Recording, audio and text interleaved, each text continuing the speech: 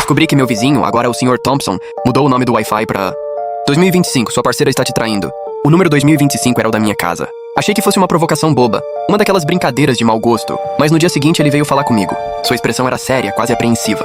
Ele me contou que todas as manhãs, logo depois que eu saía para o trabalho, um sedã escuro estacionava a poucas casas de distância. O motorista descia, passava pelo lado da minha casa e entrava pelos fundos.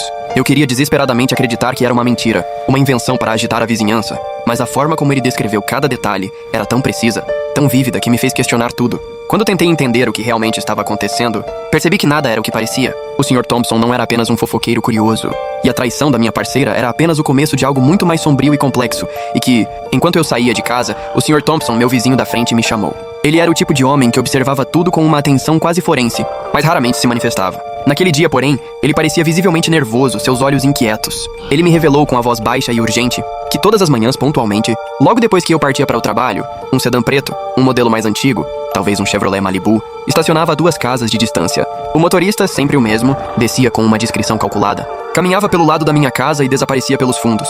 Naquele instante, minha mente ficou em branco, um vácuo de incredulidade e choque. Ele descreveu o carro com uma riqueza de detalhes impressionante, mencionando até um pequeno adesivo desbotado no para-choque traseiro. Eu quis rir, desdenhar da história como uma fantasia, mas não consegui. A seriedade em seu rosto, a ausência de qualquer traço de malícia, me convenceu de que ele não estava inventando. Ele acrescentou que aquilo vinha acontecendo há mais de uma semana, uma rotina silenciosa e perturbadora. No trabalho, a concentração me abandonou completamente. Cada e-mail, cada relatório, parecia fútil e insignificante diante daquela revelação. A imagem do Chevrolet Malibu preto, com seu motorista misterioso, voltava à minha mente incessantemente. Cheguei a abrir o aplicativo da câmera de segurança do quintal, um sistema que eu mesmo havia instalado, mas percebi com um calafrio que fazia dias que não verificava as gravações. Para piorar, a senha tinha sido alterada. Uma onda de desconfiança começou a me invadir. Quando cheguei em casa, a garagem estava vazia, como de costume.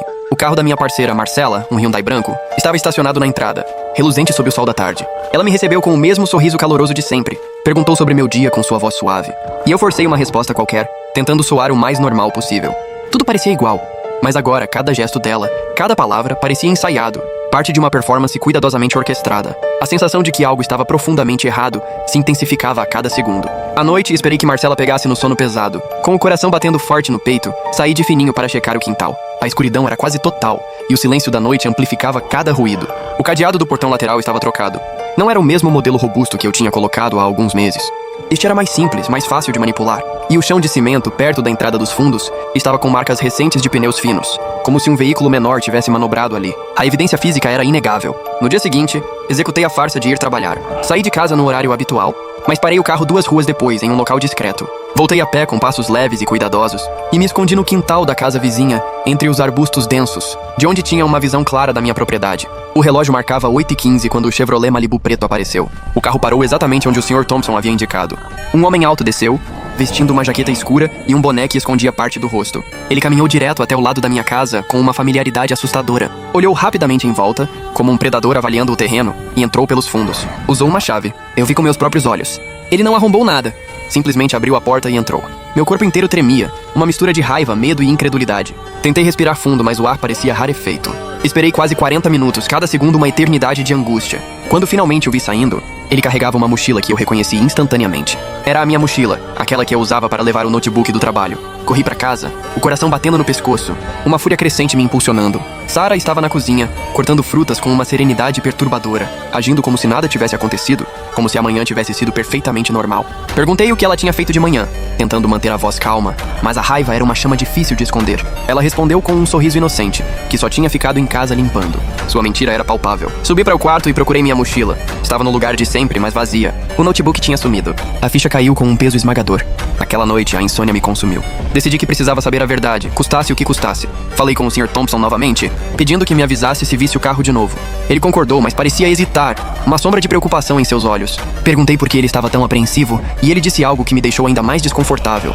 Um arrepio percorrendo minha espinha. Não é só a sua parceira, meu caro.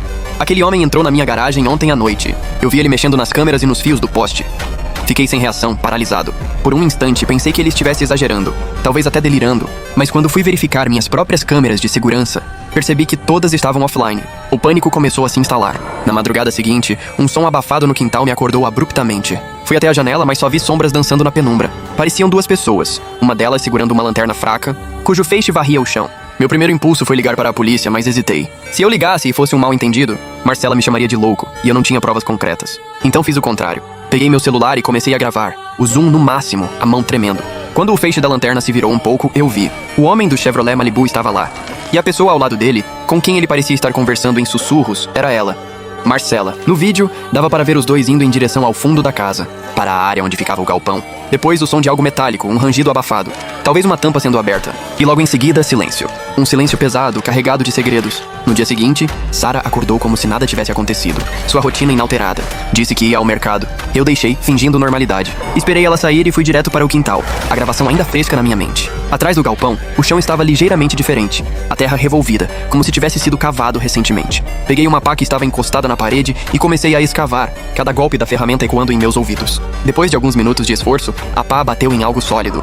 Encontrei uma tampa de metal enferrujada com uma tranca de cadeado. Puxei com força até ouvir o clique seco. Quando abri, vi uma escada de ferro descendo para um espaço escuro e úmido. Um cheiro forte de mofo misturado com algo químico, quase metálico, subiu, invadindo minhas narinas. Meu coração batia tão alto que parecia ecoar lá dentro daquele buraco. Desci 2 degraus, acendi a lanterna do celular e iluminei o interior. Havia caixas de papelão empilhadas, cabos elétricos enrolados e pastas com etiquetas. Meu nome estava em uma delas. Peguei a pasta com as mãos tremendo incontrolavelmente. Dentro, havia papéis que pareciam cópias de documentos confidenciais do meu trabalho. Relatórios detalhados, assinaturas falsificadas e até cópias de e-mails que eu nunca enviei.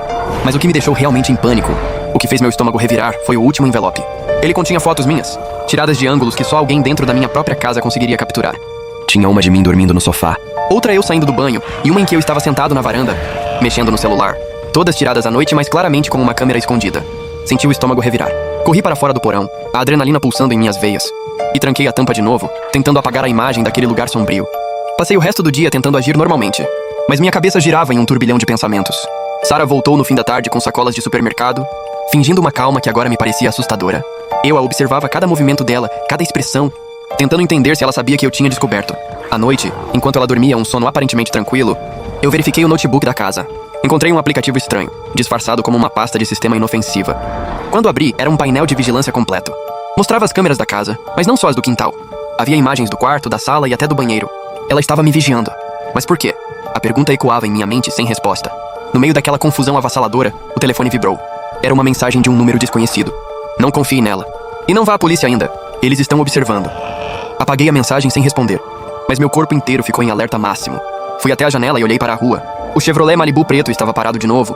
O motor desligado, as luzes apagadas, uma silhueta ameaçadora na escuridão. Peguei o celular e tirei uma foto, uma prova do que estava acontecendo. Mas no instante em que o flash piscou, o carro ligou e saiu em disparada, desaparecendo na noite. Na manhã seguinte encontrei o Sr. Thompson. Comenta aí o que achou desse absurdo, e se quer parte 2 e de quebra já me segue para não perder nada.